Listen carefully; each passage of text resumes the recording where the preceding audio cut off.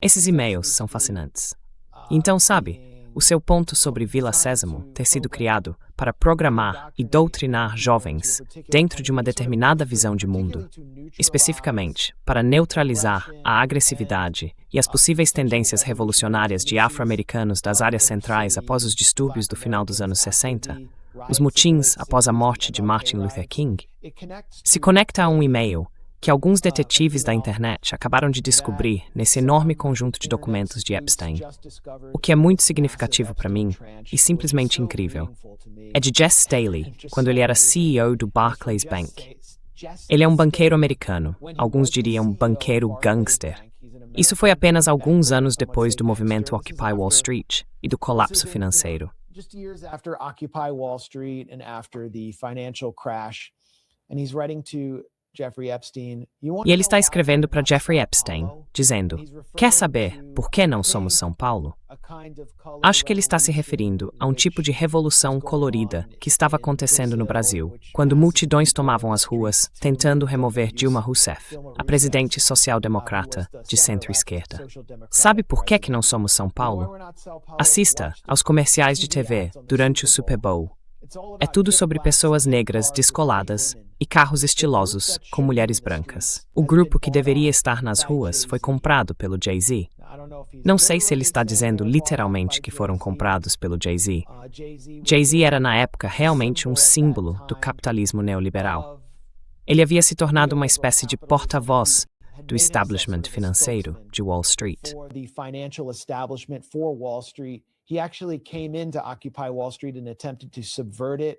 Ele, na verdade, se envolveu com Occupy Wall Street e tentou subvertê-lo, cooptá-lo e basicamente enfraquecê-lo ao introduzir sua própria marca, Occupy All Streets.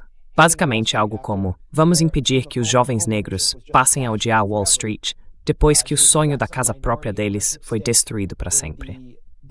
Jay-Z conseguiu uma participação minoritária no Brooklyn Nets para poder ser uma espécie de símbolo do Barclays Center, que recebeu o nome do banco, dirigido por Jes Staley, mas que também condenou a área ao redor de Atlantic Yards a uma enorme gentrificação e empurrou o que restava da população negra dali ainda mais para o leste, em direção a East New York, porque se tratava de uma arena gigantesca projetada por Frank Gehry, o Barclays Center. This was a massive Frank Gehry designed arena, the Barclays Center. So Jay-Z came in to kind of legitimize that whole thing. Então, o Jay-Z entrou meio que para legitimar toda aquela coisa. Ele quer dizer que eles foram literalmente comprados pelo Jay-Z? Naquela época, o Jay-Z estava começando a investir dinheiro em Ferguson, no BLM. Será que isso foi um plano para subverter o Occupy Wall Street, desviando o foco de todos para a política de identidade e a questão racial, em vez da classe? Veja onde o BLM acabou anos depois, em niilismo, liberalismo, apenas uma ferramenta do Partido Democrata contra o Trump. Você começa a fazer todas essas perguntas, e isso te deixa um pouco conspiratório.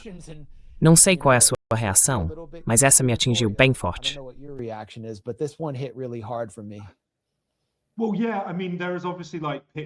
Bem, sim, quero dizer, há obviamente fotos do Puffy e do Jay-Z, sabe, tirando fotos com os Clintons, Bill Gates e Epstein. Então, quero dizer, nunca se sabe. É aí que essas coisas te levam se você fizer só um pouquinho de pesquisa.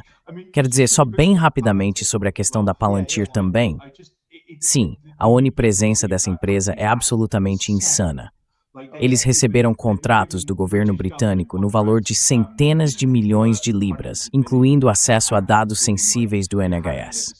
Essa é a ferramenta de vigilância e espionagem inspirada no Batman, criada por Peter Thiel, que gera bancos de dados extremamente detalhados sobre as pessoas e é usada por um número preocupante de serviços de inteligência e pelo exército, e está sendo cada vez mais implementada em sistemas domésticos voltados ao público.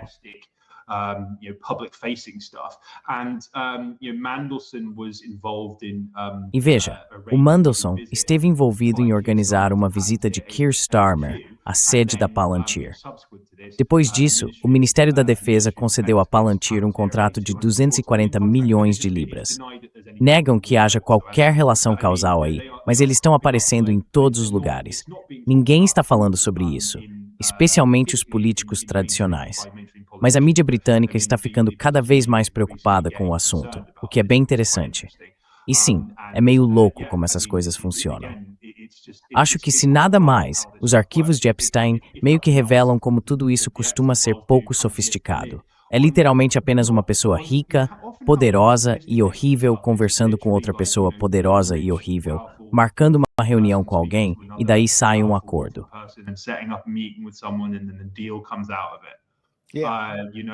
Pandemic preparedness. Sim, sim, exatamente. E é tipo, sabe, quero dizer, sim, a Palantir e a Oracle também, que é outra empresa profundamente suspeita, a companhia do Larry Ellison. Sim, quero dizer, foram a Palantir e a Oracle que conseguiram os contratos da Covid nos Estados Unidos, não foi? Quero dizer, sim, é algo bem sinistro. E sabe, essas coisas estão avançando cada vez mais sem muito conhecimento público, quanto mais preocupação.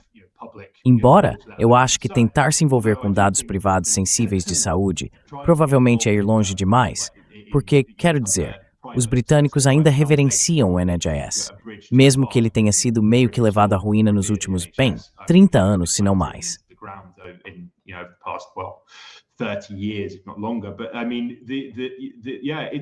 Mas quero dizer, sim, é realmente extraordinário que essas coisas simplesmente aconteçam sem que ninguém realmente saiba. E sabe, como eu disse, não é nada sofisticado. Não é como uma campanha de relações públicas e lobby de alto nível, super refinada. É literalmente só mandar mensagem pro Jeffrey Epstein, que te coloca em contato com outra pessoa do seu catálogo de pedófilos. E sim, quero dizer, se alguém em seu nome vai enfrentar acusações criminais, é outra questão. As leis realmente não existem para proibir esse tipo de coisa, tirando, claro, o vazamento de informações, como uma peneira diretamente para o Epstein. Isso é ilegal, e ele poderia ser pego por isso. Uma declaração exigindo que o deixem em paz não muda nada.